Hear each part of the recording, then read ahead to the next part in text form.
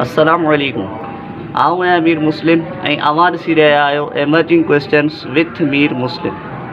दोस्तो, छा तव्हां ॼाणणु चाहींदा त सासानी सल्तनत जेको पुराणो नालो आहे ईरानी सल्तनत जो, उहा कहिड़े साल क़ाइमु थी ऐं दुनिया जे नक्शे ते उहे केतिरो अरसो क़ाइमु रही, ऐं इन सल्तनत जो पहिरियों ऐं आख़िरी बादशाह कहिड़ो हो, हुनजो नालो छा हो, उन्हनि केतिरा साल हुकूमत कई, ऐं जेका ईरानी सल्तनत आहे सासानी सल्तनत, इन बारे में नबी करीम सल्लल्लाहु तआला अलैहि वसल्लम जूं कहिड़ियूं पेशिन गोयूं हुयूं, ऐं इहा सल्तनत जेका हुई इन खे ख़िलाफ़त राशिदा ख़तमु करण में कीअं कामयाबु थी हुई। अॼु पाण इन्हनि ई मौज़ूअनि ते ॻाल्हि कंदासीं, पर उन खां पहिरीं जेकॾहिं तव्हां असांजे चैनल ते पहिरें दफ़ा आया आहियो त असां तव्हांखे हिकिड़ी अर्ज़ु कंदासीं। उहा अर्ज़ु इहा त असांजे चैनल खे सब्सक्राइब करे बेल आइकन खे दॿाए छॾियो। उनजो फ़ाइदो तव्हांखे इहो थींदो त अहिड़ियूं मालूमाती इस्लामी तारीख़ी वीडियोज़ तव्हांखे सवली सिंधी ॿोली में ॾिसण खां मिलंदियूं रहंदियूं। दुरूद पाक पढ़ी वठो, सल्लल्लाहु तआला अला मुहम्मद सल्लल्लाहु तआला अलैहि वसल्लम। दोस्तो, ही सलाहुद्दीन अयूबी सीरीज़ जो 51वां लेक्चर आहे। इन सीरीज़ में पाण ॻाल्हि पिया करियूं सिद्दीक़ अकबर रज़ियल्लाहु ताला अन्हु जी ख़िलाफ़त जे हवाले सां। त उन्हनि जी ख़िलाफ़त में तमामु घणा फितना निकिता। उन्हनि फितननि खे सिद्दीक़ अकबर रज़ियल्लाहु ताला अन्हु पंहिंजे ख़िलाफ़त जे पहिरें साल में तक़रीबन ख़तमु करे छॾियो। कहिड़ा फितना हुआ, उन्हनि फितननि जे बारे में पाण पुराणनि वीडियोज़ में ॻाल्हि कई आहे। त हिकिड़ा फितना हुआ जेके कूड़ी नबूअत जा दावेदार हुआ, हिकिड़ा जेके ज़कात ॾियण खां जिन इनकार करे छॾियो, ऐं पूरे अरब में कबीला हुआ जेके मुर्तद थी विया हुआ। त उन्हनि इन्हनि फितननि खे ख़तमु करण जे लाइ सिद्दीक़ अकबर रज़ियल्लाहु ताला अन्हु जेके हुआ उन्हनि 11 लश्कर तयारु कया हुआ, ऐं डिटेल तव्हांखे पुराणनि वीडियोज़ में मिली वेंदी। पर जेका अॼु ॻाल्हि करणी उहा इहा त सिद्दीक़ अकबर रज़ियल्लाहु ताला अन्हु पंहिंजी ख़िलाफ़त जे पहिरें साल में त इहे फितना ख़तमु कया, ऐं ॿिए साल में इस्लामी सरहदुनि खे पोइ ईरानी सल्तनत ॾांहुं ऐं रोमी सल्तनत ॾांहुं जेको सो रवानो कयो आहे। ठीकु आहे, त ईरानी सल्तनत जी अॼु पाण ॻाल्हि करियूं पिया। त ईरानी सल्तनत जेका सासानी सल्तनत आहे, ठीकु आहे, हाणे इहा कहिड़े साल क़ाइमु थी? त विकीपीडिया जो आर्टिकल आहे सैसरिड एम्पायर, उन में जेका इंफॉर्मेशन आहे उहा इहा आहे त इहा साल कहिड़ो आहे 224 ईस्वी में इहा जेका आहे सल्तनत क़ाइमु थी आहे, ऐं केसी ताईं दुनिया जे नक्शे ते रही आहे 651 651 ताईं। टोटल घणा साल थिया? 427 साल। इन सल्तनत जो पहिरियों बादशाह केरु आहे? इन जो नालो आहे अर्दशेर। अर्दशेर 224 खां 241 घणा साल? 17 साल हुकूमत कई। आख़िरी जेको शहनशाह आहे उन जो नालो छा आहे? यज़दगर्द। यज़दगर्द टियों, उन जी हुकूमत कॾहिं क़ाइमु थी आहे? 632 खां 651 19 साल। ठीकु आहे, इहा त थी बेसिक इंफॉर्मेशन।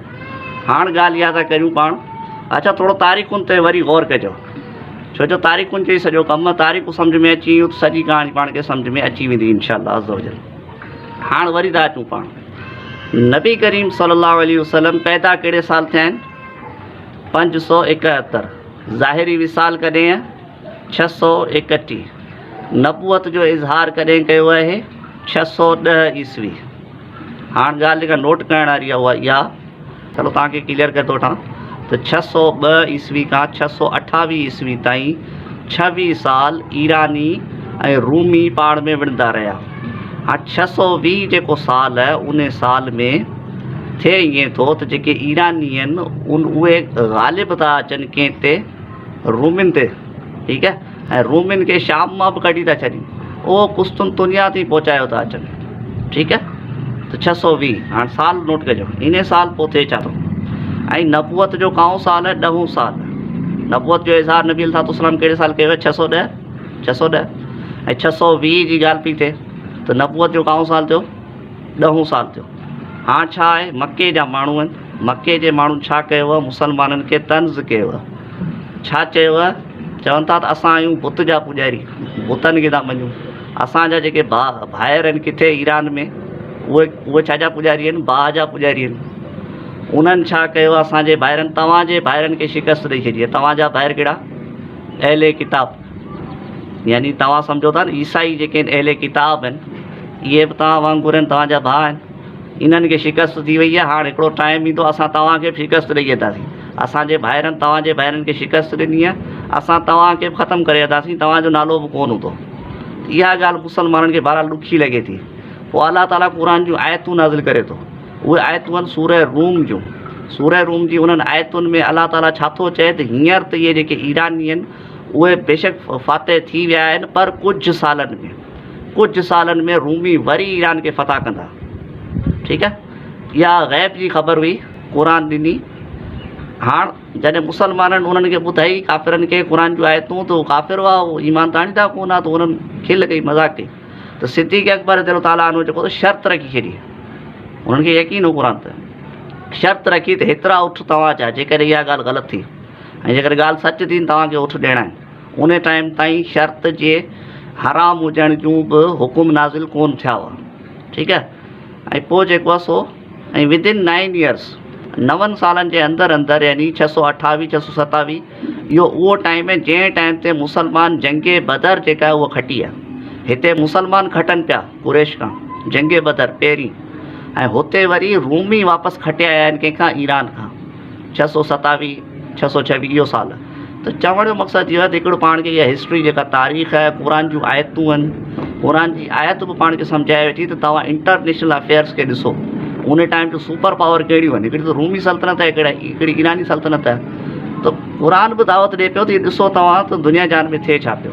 त चवण जो मक़सदु इहो हिकिड़ी त इहे तारीख़ूं। अच्छा, हाणे पाण उहो था कयूं त ईरानी सल्तनत भला ख़तमु कीअं थी, इन ते अचूं न पाण।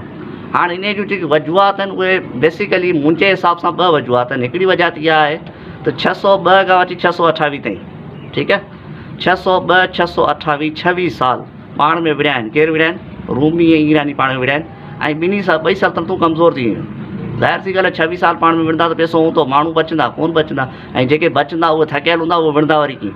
ठीकु आहे, त हिकिड़ी वजह त इहा हुई त पाण में विड़ी एतिरा कमज़ोर थी विया हुआ, हिकिड़ी ॻाल्हि। ॿी ॻाल्हि कहिड़ी आहे? ॿी ॻाल्हि इहा आहे त नबी करीम सल्लल्लाहु अलैहि वसल्लम रूमिन जे लाइ बि पेशिन गोयूं कयूं हुयूं ऐं ईरानियुनि जे लाइ बि पेशिन गोयूं कयूं हुयूं। हाणे रूमिन जी ॻाल्हि पाण पोइ कंदासीं, हाणे अॼु पाण कयूं था ईरानियुनि जे बारे में। ईरानियुनि जे बारे में 2 पेशिन गोयूं, 2 रिवायतूं मुंहिंजी नज़र मां गुज़रियूं आहिनि।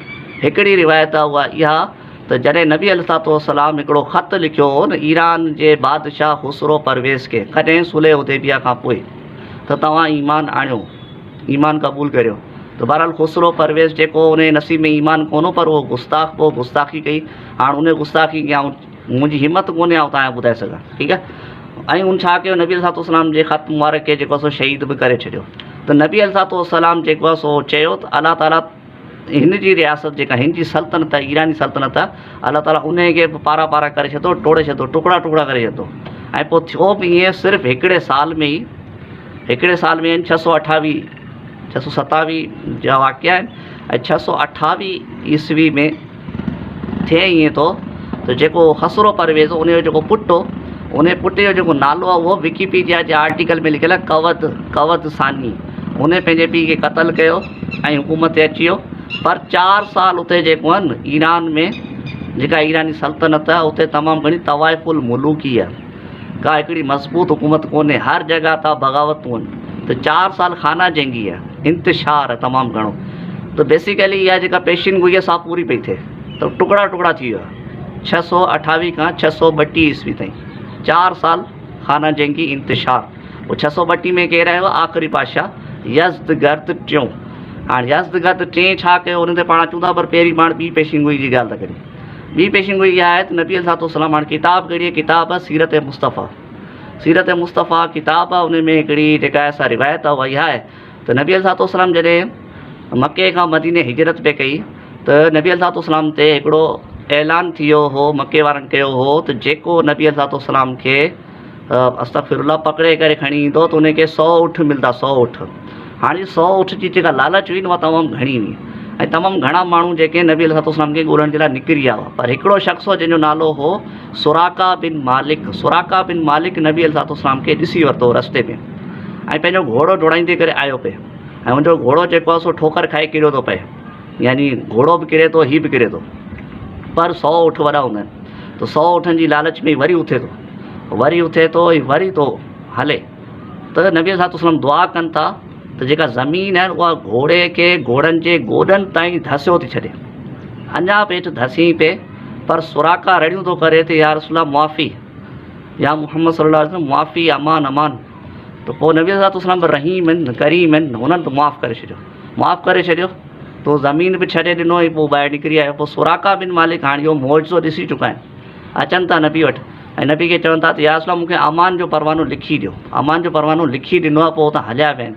उन टाइम ते मोमिन कोन थिया आहिनि, पर जंगे हुनैन ऐं जंगे ताइफ़ खां पोइ नबी करीम सल्लल्लाहु अलैहि वसल्लम जॾहिं मक़ाम जिअराना में आहिनि, मक़ाम जिअराना में, त उते ई अचनि था सुराका बिन मालिक पंहिंजे कबीले समेत ई पोइ मोमिन थियनि था। त चवण जो मक़सदु इहो आहे त इन शख़्सियत जे लाइ नबी अलैहिस्सलाम इहा हिकिड़ी ॻाल्हि चई हुई, उहा ॻाल्हि इहा हुई त ऐं सुराका, उन वक़्तु तुंहिंजी हालति कहिड़ी हूंदी जॾहिं ईरान किसरा जा जेके कंगण आहिनि, कंगण सोन जा कंगण, उहे तुंहिंजे हथनि में पाराया वेंदा, उन वक़्तु तुंहिंजी हालति कहिड़ी हूंदी। हाणे इहा पेशिनगोई कॾहिं पूरी थी थिए? इहा पेशिनगोई पूरी थिए थी हज़रत उमर फारूक आज़म रज़ियल्लाहु ताला अन्हु जी ख़िलाफ़त में, जॾहिं इस्फ़हान फ़तह थियो थो वञे। इस्फ़हान फ़तह थिए थो, ईरान जा वॾा वॾा ख़ज़ाना हिते पहुचनि था मदीने, उन में किसरा जा कंगण बि हूंदा आहिनि। हज़रत उमर ख़ासि तौर ते सॾु कराईंदा आहिनि कंहिंखे, सुराका बिन मालिक खे, ऐं चवंदा आहिनि ॾिस मुंहिंजे नबी जी जेका पेशिनगोई सां पूरी थी वई ऐं तोखे ही कंगण ॾिना विया। त इहे 2 पेशिनगोई। हाणे इन्हनि 2 पेशिनगोइनि मां हिकिड़ी ॻाल्हि त साफ़ ई उहा इहा त नबी अलैहिस्सलाम ॿुधाए छॾियो हो त ईरान त मुसलमान फ़तह कंदा ई कंदा। हाणे इहो एतिरो त वॾो मतिलबु त मुसलमाननि में हिकिड़ो एतिरो त यकीन हो। हाणे इन यकीन जूं बरकतूं हुयूं जो ख़िलाफ़त सिद्दीक़ अकबर रज़ियल्लाहु ताला अन्हु में। अच्छा, हज़रत अबू बकर सिद्दीक़ रज़ियल्लाहु ताला अन्हु पहिरें साल त फितना ख़तमु कया अंदरि अरबियन पेनिनसूला में, जेको जज़ीरा नुमा अरब आहे, उन में फितना ख़तमु कया। पर ॿिए साल छो था निकिरनि ईरान ना बि ऐं रोम ना बि, छो जो ॿिन्ही तरफ़ नबी अलैहिस्सलाम जूं ख़ासि तौर ते पेशिनगोयूं आहिनि। त मुसलमान इन्हनि 2 सल्तनत खे ख़तमु करे छॾंदा ऐं इन्हनि 2 सल्तनतुनि ते मुसलमाननि जी बहरहाल हुकूमत थियणी आहे। हाणे नबी अलैहिस्सलाम जी जेका पेशिनगोई आहे उन ते कामिल यकीन आहे। हालांकि उन टाइम ते उसूल छा हो, उन टाइम ते जंग जो उसूल इहो हो त 2 जंगूं आहिनि न, हिकिड़ी त ऑफेंसिव जारियत, हिकिड़ी आहे डिफेंसिव। त जॾहिं तव्हां पंहिंजे मुल्क मां निकिरी कंहिं ॿिए मुल्क में वञो था त उन टाइम जो उसूल कानून ला कहिड़ो आहे त तव्हांजी जेका फ़ौज आहे उहा 5 गुना वधीक हुजे या घटि में घटि 3 गुना वधीक हुजे। पर जॾहिं मुसलमान निकिरनि पिया ईरान खे फ़तह करण जे लाइ, हालति उबती आहे। ईरान जा फ़ौजी वधीक आहिनि, मुसलमान घटि आहिनि ऐं मुसलमाननि जी हालति तमामु घणी ख़राबु आहे। इन जो ज़िक्र पाण तफ़सीलन सुभाणे जी वीडियोस में पाण कंदासीं। पर चवण जो मक़सदु इहो आहे त इहो यकीन हो न, तॾहिं इहे थियूं। हज़रत सिद्दीक़ अकबर जो पहिरियों टारगेट इहो हो त जेको अरब जो जेका बॉर्डर आहिनि, बॉर्डर सरहद आहे जेका रोम सां लॻे थी ऐं कंहिंसां लॻे थी, ईरान सां, उहा उन बॉर्डर खे सिक्योर कयो वञे। पर पोइ हज़रत ख़ालिद बिन वलीद जेके आहिनि उहे सॼो इराक़ फ़तह करे था वठनि। सिद्दीक़ अकबर रज़ियल्लाहु ताला उन दौर में ईरानी सल्तनत जो हिकिड़ो सूबो इराक़ हो, ईरान इराक़ गॾु आहे। इराक़ खे फ़तह कनि था ख़ालिद बिन वलीद, पूरो ई फ़तह करे था वठनि ऐं पोइ उन्हनि खे मोकिलियो वञे थो शाम ॾांहुं। पोइ कहाणी वॾी आहे, पाण सुभाणे इंशाअल्लाह हज़रत ख़ालिद बिन वलीद रज़ियल्लाहु ताला अन्हु जे बारे में कुझु ॻाल्हियूं करणियूं आहिनि। त तमामु घणियूं ॻाल्हियूं करणियूं आहिनि, इंशाअल्लाह पाण कंदासीं। पर चवण जो मक़सदु इहो आहे त पाण जेका सीरीज़ आहे तारीख़ आहे, उन तारीख़ खे मरहलावार ॻाल्हि पिया करियूं ऐं सवली सिंधी ॿोली में, सिंधी लैंग्वेज में इहा तारीख़ खे कवर पिया करियूं। त जेके बि असांजा ॾिसंदड़ आहिनि, काइंडली असांखे सपोर्ट करियो। तव्हांजी सपोर्ट इहा आहे त तव्हां असांजी यूट्यूब जेके वीडियोज़ आहिनि उन्हनि खे लाइक करियो, तव्हां उन्हनि खे शेयर करियो, तव्हां सुठा सुठा कमेंट करियो ऐं बहरहाल जंहिं सब्सक्राइब कोन कयो काइंडली सब्सक्राइब लाज़मी कयो। दुरूद पाक सल्लल्लाहु तआला अला मुहम्मद सल्लल्लाहु अलैहि वसल्लम।